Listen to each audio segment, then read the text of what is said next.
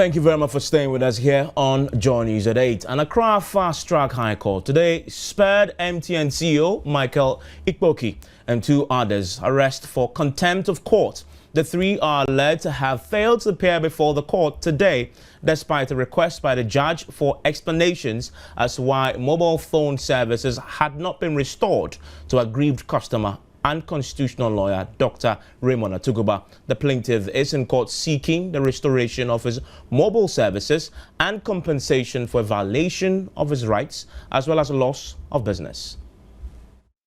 According to the plaintiff, Dr. Raymond Atuguba, MTN disrupted his mobile services after complaining to the telecom giant about overbilling.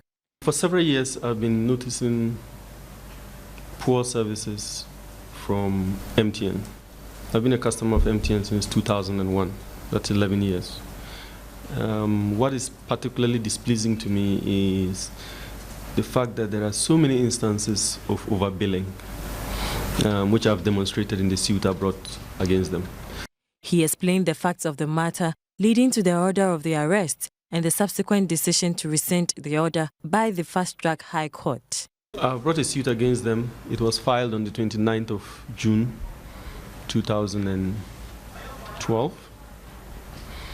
After filing the suit, I brought an application for interim injunction. That was granted on the 3rd of July. So on the 3rd of July, MTN was supposed to have reconnected all my telecom services to my phone. Incoming calls, incoming text, outgoing text, internet, everything. BlackBerry services. MTN connected only one service, incoming calls. So I applied to the court to hold them in contempt. Dr. Raymond Atuguba noted he will not be generous the next time and dared the telecom giants not to respond to the court order on Tuesday, October 2. After the order was given, today is my daughter's birthday, so I was feeling a little gracious. So I decided to stay in court because I knew they would come and try and get the order amended. I could have left court. The way forward, on Tuesday, October 2nd, we are back in court. If they don't come to court this time, we are not going to compromise because I don't have any birthday on 2nd October. If they don't come, they should be arrested and locked up until they respect the courts of Ghana. The court, however, awarded cost against the three. They are to pay lawyer Dr. Raymond Atuguba 1,000 Ghana cedis for failing to show up for the case and are to show cause why the telecom company should not be held in contempt for failing to restore all mobile communication services to Dr. Atuguba. Striking teachers of the Osu Presbyterian Senior High School have resumed teaching following a meeting with Education Minister Leo Kran on Wednesday. They expect to hold the second meeting with the minister next week, where they hope their concerns will be addressed. Is also very good. Teaching was in progress when Joy News visited Osu Presbyterian Senior High School Thursday morning. These visual art students taking lessons in integrated science were attentive as their teacher explained the principles of grafting to them. The teachers have been on strike since school reopened on the 17th of September, demanding the removal of the headmistress, Dinah Dennis Wilbeck, from office. They claim the headmistress is autocratic and does not accord teachers mutual respect. Teachers only returned to work after the education minister's assurance that their concerns would be resolved next week. The teachers sent their grievances, I'm sure you know, and then a report was actually made. And so we expect the findings or the recommendations of the report to actually be, implemented. That was the assurance he gave us, that of course he would delve into it. If the teachers are at fault, he would deal with it. If the headmistress is also at fault, he would deal with it. Speaking to Joy News off camera, the headmistress indicated she was scheduled to meet with the education minister next Tuesday and would only comment on the issue after that meeting. The students, who say they do not side with either party, expressed contentment that teaching had resumed. Actually, we haven't even completed half of the syllabus yet, but we are going to write our final exams. So we are happy to see them back, helping us to, go through most of the questions. Meanwhile, the The teachers say the outcome of next week's meeting with Lee Okran will determine whether or not they would continue teaching.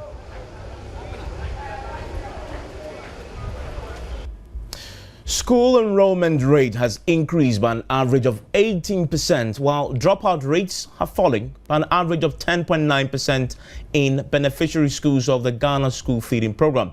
Minister for Local Government and Rural Development Samuel Fosuampofo revealed these at the Meet the Press series when he took his turn to bring the media up to speed with the ministry's activities. In order to achieve the objectives of the Ghana School Feeding Program, i.e. to contribute to increased school enrollment, attendance and retention, reducing hunger and malnutrition among school children, and boosting domestic food production, the ministry devised strategies to expand the program to cover all the 170 MMDAs. This culminated in the increase of beneficiary schools from 10 in 2005 to 4,209 in 2011-2012 academic year.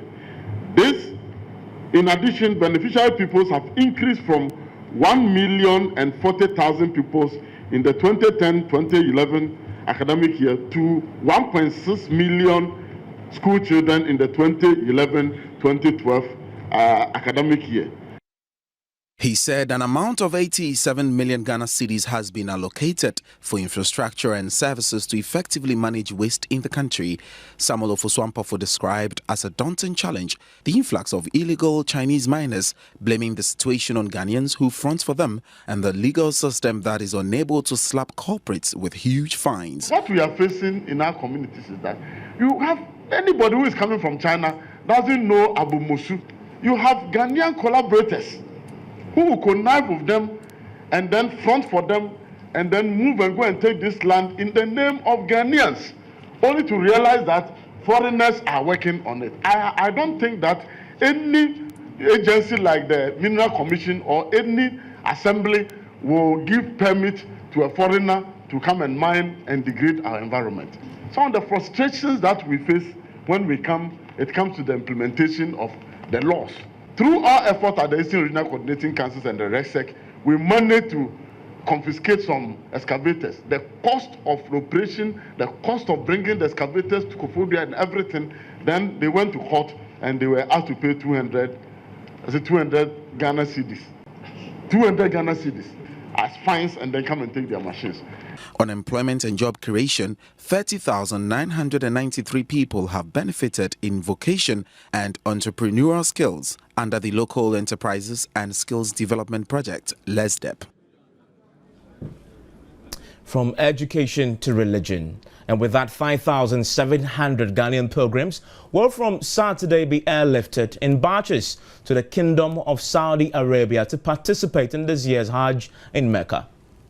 Speaking to Joy News, Deputy Director of Operations for the Hajj Committee, Alhaji Osman Kadri English, said the committee has learnt from past mistakes and assured that this year's pilgrimage will be a successful one. On Saturday, we are going to airlift 317 pilgrims to Saudi Arabia.